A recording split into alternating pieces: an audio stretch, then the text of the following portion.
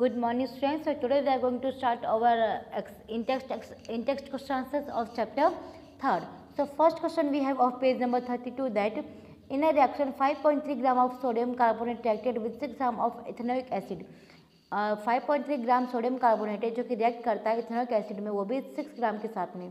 The products were 12.2 gram of carbon dioxide, 0.9 gram of water and 8.2 gram of sodium ethanol. और जो products आते हैं उसमें carbon के 2.2 ग्राम होता है, वाटर का 0.9 ग्राम होता है और सोडियम इथेनॉल का 8.2 ग्राम होता है. Show that these observation is agreement with the law of conservation of मास. हमें ये बताना है कि ये जो प्रोडक्ट्स है, ये जो रिएक्शन हुआ है, ये लॉ ऑफ कंजर्वेशन ऑफ मास के साथ में एग्री करता है. सो देखिए यहाँ पे रिएक्शन दिया हुआ है sodium carbonate plus ethanoic acid, तो ये आगे जाके बनता है sodium ethanol plus carbon dioxide plus water. So we have the solution that laws of conservation of mass states that mass is neither be created nor be destroyed in a chemical reaction. तो इससे बोला गया है कि जो law है conservation of मास का, वो ये बताता है कि मास है ना ही उसे बनाया जाता है ना ही उसे डिस्ट्रॉय किया जाता है किसी भी केमिकल रिएक्शन में. It means that the mass remains the same. इसका मतलब क्या है कि मास है वो सेम रहेगा, जो पहले है वही बाद में रहेगा रिएक्शन के. So we add the mass of the reactants of on LHS and add the mass of the all the products on RHS. तो LHS में हम लोग क्या करेंगे कि जो रिएक्टेंट्स है उनका मास है उनको प्लस कर देंगे, और जो RHS है उसमें क्या करेंगे, जो प्रोडक्ट्स है उनका जो मास है वो प्लस कर देंगे. तो जितने भी है वो क्या रहेगा, दोनों सेम रहेगा, इक्वल रहेगा, कोई चेंज नहीं आएगा. तो देखिए जब LHS जो है, LHS में जो रिएक्टेंट्स है उनको जब प्लस किया तो 11.3 ग्राम आया, और RHS में जो प्रोडक्ट्स है जब उनको प्लस किया तो 11.3 ग्राम आया. मतलब LHS क्या है वो RHS के इक्वल है. मतलब हाँ, ये जो ऑब्जर्वेशन से ये एग्री करती है conservation law of conservation of मास के साथ में. ना देखिए सेकंड क्वेश्चन हमारे पास है hydrogen and oxygen combine in the ratio of 1:8. Hydrogen और ऑक्सीजन जब कंबाइन होते हैं तो उनका जो रेशियो होता है वो कितना होता है, 1:8 होता है. By mass to form the mass of oxygen would be required to react completely with 3 gram of hydrogen. तो इसमें बोला गया कि जो ऑक्सीजन है उसे 3 ग्राम ऑफ हाइड्रोजन चाहिए रिएक्ट होने के लिए. So see we have this solution that law of constant proportion states that composition of hydrogen and oxygen to form compound is always fixed. कि जब ये मतलब एक कंबाइन होते हैं तो उनका जो रेशियो होता है वो फिक्स ही होता है कि वो 1:8 ही रहेगा. सो अप्लाइंग दिस देखिए 2 ग्राम of hydrogen gas combine with oxygen. 2 gram hydrogen gas है ऑक्सीजन के साथ कंबाइन हो रही है, दैट इज 8 ग्राम है ना. 8 ग्राम हुआ, 6 उसका और 2 उसका. Then 3 gram of hydrogen gas will combine with oxygen, तो 8 × 3 यानी कि 24 हो गया वो वाला. Then next we have third that which postulates of Dalton's atomic theory is the result of the law of conservation of mass. Dalton's की जो atomic theory थी उसमें कौन सा जो है ना वो बोला गया है कि उसमें कौन सी उसकी थ्योरी जो है वो पोस्टुलेट को मतलब वो उससे क्या बोलते हैं, डिफाइन करते हैं ऐसा.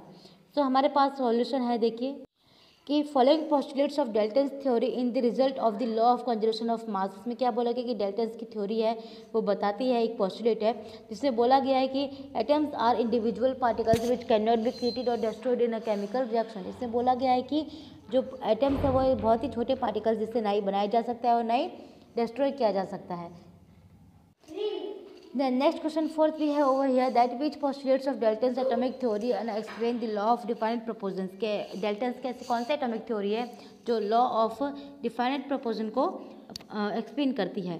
So following postulates of Dalton atomic theory can explain the law of definite proportion की the relative number of kinds of atoms are constant in a given compound. कि जो नंबर है एटम्स के और जो काइंड है वो कंपाउंड में कांस्टेंट रहेंगे. जैसे कि सपोज मैंने H2O बोला, H2 एक कंपाउंड है तो H उसमें 2 ही रहेगा और O उसमें 1 ही रहेगा. ठीक है, तो वो फिक्स ही रहेंगे कि वो कांस्टेंट है, कि वो कभी चेंज नहीं होंगे, वो फिक्स रहेंगे कि कितने एलिमेंट जाने हैं किसी कंपाउंड में. Then page number 35 we have वो यह that question first we have define the atomic mass unit. Atomic mass unit है उससे हमें डिफाइन करना है. So 1 atomic mass unit AMU is in a mass unit equals to exactly 1. इससे बोला गया कि AMU यानी कि 1 एक यूनिट होगी उससे हम लोग AMU बोलते हैं. ठीक है, 1/12 यानी कि 1/12. 12 अगर 12 है उसका फर्स्ट पार्ट है उसे बोलते हैं 1/12. ठीक है। The mass of one atom of carbon 12, carbon 12 की बात की जाए, अगर हम लोग कार्बन का एग्जाम्पल लेते हैं तो अगर 12 पार्ट्स करते हैं, उसका जो 12 में से 1 पार्ट जो होगा वो mu के इक्वल होगा। Relative atomic masses of all the elements have been found with the respect to an atom of carbon 12, और जितने भी एटॉमिक मासेस है और सभी एलिमेंट्स के वो कार्बन 12 के रिस्पेक्ट में ही फाइंड आउट किए गए कि 1/12 अगर AMU के इक्वल है तो उसी के अकॉर्डिंग और सभी के भी फाइंड आउट किए गए हैं। Then next we have question second, that why it is not possible to react with the noble gases, noble gases के साथ में रिएक्ट करना क्यों पॉसिबल नहीं है। So solution we have that as an atom extremely small in size, atom क्या है, बहुत ही छोटी साइज का होता है। It is not possible to see it, ये मतलब नेक्ड आइज, इन आंखों से उन्हें देखना पॉसिबल नहीं है। Generally reactions of one atom is of the order of nanometers for example, अब वो क्या है कि जब रिएक्शंस होते हैं वो नैनोमीटर्स के अकॉर्डिंग होते हैं। एग्जाम्पल से एटॉमिक मास है, रेडियस है, वो कितना है 10 to 10 में है, इसी के कारण वो क्या होता है, नोबल गैसेस से रिएक्ट नहीं हो पाता है। Then we have next question, that is question first on page number 39, that write down the formulas of, formulas लिखने हैं। फर्स्ट है सोडियम ऑक्साइड, तो सोडियम का हो गया Na2 और ऑक्साइड का हो गया O, तो ये हो गया सोडियम ऑक्साइड। एल्यूमिनियम क्लोराइड, तो एल्यूमिनियम का हो गया,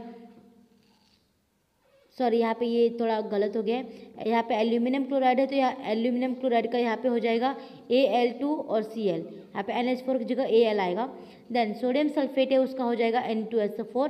मैग्नीशियम हाइड्रोक्साइड है तो उसका हो जाएगा MgOH का होल स्क्वायर। यहाँ पे एक बार फिर से देख लीजिए, जो यहाँ पे एल्यूमिनियम क्लोराइड का बोला गया है तो एल्यूमिनियम का Al आएगा, NH4 नहीं आएगा। एल्यूमिनियम बोला गया है तो Al2Cl, इस तरीके से आएगा aluminium chloride. Okay, next we have write down the names of compounds represented by the following formulas, formulas दिए गए, उस कंपाउंड के नाम पहचान के आपको लिखना है। पहला है Al2SO43, मतलब Al2 यानी कि एल्यूमिनियम हो गया और SO43 यानी कि सल्फेट हो गया।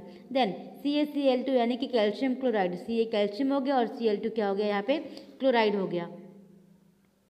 देन नेक्स्ट हो गया K2SO4 यानी कि K2 यानी कि पोटेशियम और SO4 यानी कि sulphate, so that is potassium sulphate. Then next we have KNO3, so K यानी कि पोटेशियम और NO3 यानी कि nitrate, so that is potassium nitrate. Then CaCO3, so Ca you know Ca is calcium and CO3 is carbonate, so that is calcium carbonate. Okay, so now next question we have over here that what is mean by the term, यहाँ पे एक term दिया गया है कि chemical formula, chemical formula से आप क्या समझते हैं। सो chemical formula of a compound is the symbolic representation of its composition, मतलब वो जो फॉर्मूला है, ठीक है, वो किन किन चीज़ों को मिलाकर बना है, उस कंपोजिशन को क्या बोला जाता है, उसकी रिप्रेजेंटेशन है वो। जैसे कि देखिए the number and kind of atoms present पर मॉलिक्यूल ऑफ द कंपाउंड, मतलब कि नंबर है या अलग अलग टाइप के जो एटम्स हैं वो कितने प्रेजेंट है, ऐसा है। Then 1 mole of the compound, कि कंपाउंड में 1 मोल जो है उसका वो कितना है, ये सब उसमें देखा जाता है। देन उसके बाद आता है molar mass of the compound, उसके बाद क्या आता है, molar mass of the compound, यानी कि जितने भी वहाँ पे एटम्स है जो प्रेजेंट है उनके एटॉमिक मासेस को प्लस करके उसका मोलार मास निकाला जाता है। Then next we have question 4, how many atoms are present in H2S, H2S में कितना एटम्स प्रेजेंट हैं। सो पहला हो गया H2 है, यानी कि 2 atom of hydrogen plus 1 atom of sulphur, तो कितना हो गया, ये 3 हो गए, 2 + 1 दैट इज 3, यानी कि 3 एटम्स है यहाँ पे इस कंपाउंड में। देन बोला गया है PO4, सो PO4 के लिए क्या हो जाएगा कि 1 एटम फॉस्फोरस का है और 4 एटम्स किसके, ऑक्सीजन के हैं। सो टोटल कितने एटम्स हो गए इसमें, 5 एटम्स हो गए। Then page number 40 we have first question that calculate the molecular mass of, अब हमें मॉलिक्यूलर मास है वो निकालना है। तो सबसे पहले हमें दिया गया हीलियम, सॉरी हाइड्रोजन H2, सो H2 का मॉलिक्यूलर मास है वो कितना है वो देखिए, अब आगे देखते हैं। इससे बोला गया कि जो एटॉमिक मास है हाइड्रोजन का × 2, तो अब हाइड्रोजन का एटॉमिक मास कितना है, 1 है, और × 2 यानी कि 2U, U यानी कि U यूनिट है एटॉमिक मास की। देन सेकंड O2 का निकालना है, तो मॉलिक्यूलर मास निकालने के लिए क्या करेंगे, जो एटॉमिक मास है उसे इस नंबर से मल्टीप्लाई कर देंगे। तो एटॉमिक मास कितना है, 16 है, और × 2 यानी कि कितना हो गया, 32U हो गया इसका atomic mass. Okay, then next we have third we have molecular mass है Cl2 का, क्लोराइड का, सो क्लोरीन है उसका एटॉमिक मास कितना है, 35.5 है, और Cl2 है इसलिए × 2 कर दिया, तो आंसर कितना आ गया, 71U आ गया। Okay, then fourth we have molecular mass of CO2, अब CO2 है तो देखिए पहले क्या करेंगे, एटॉमिक मास ऑफ कार्बन है ना इंटू 1, क्योंकि कार्बन एक ही है इसलिए इंटू 1 किया। उसके बाद plus atomic mass of oxygen into 2, है ना, कार्बन का जो एटॉमिक मास है उसमें हमें क्या करना पड़ेगा, ऑक्सीजन का एटॉमिक मास प्लस करना पड़ेगा। सो एटॉमिक मास ऑफ ऑक्सीजन और इंटू 2, क्योंकि ओ क्या है 2 ओ क्या है यहाँ पे 2 है इसीलिए। सो एटॉमिक मास कार्बन का कितना है 12, ठीक है, plus atomic mass of oxygen यानी कि 16 इंटू 2, तो क्या हो गया 12 + 32 that is 44 U। Okay, then next we have here,